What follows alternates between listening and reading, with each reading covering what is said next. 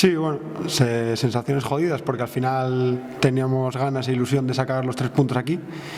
y bueno, sí es verdad que no pudimos hacer mucho más. Al final hicimos un partido muy completo y yo creo que también orgulloso por esa parte porque el equipo dio todo y bueno, así tenemos que seguir en esta línea. A ver, si es verdad que no es matemáticamente que no está matemáticamente hecho, pero bueno, sí es verdad que la sensación que tenemos dentro del vestuario es que pues ya estamos cumpliendo con los objetivos y nos hubiera gustado hacerlo ya aquí en casa, pero bueno, en la línea que está el equipo seguro que esta jornada ya lo cerraremos. Sí, yo creo que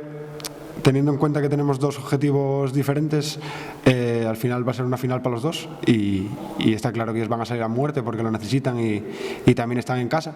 pero bueno, nosotros vamos a ir igual, nosotros vamos a ir con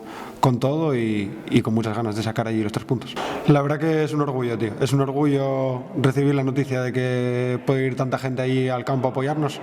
y la verdad que para nosotros es un plus, porque al final muchos partidos que jugamos fuera de casa nos sentimos como en Ganzábal porque tenemos ahí a la afición animando todo el partido, los 90 minutos y para nosotros es un orgullo, la verdad, y decirle a la afición que nada, que vaya ahí a apoyar como siempre, que nosotros responderemos y yo creo que vamos a sacar los 3 puntos.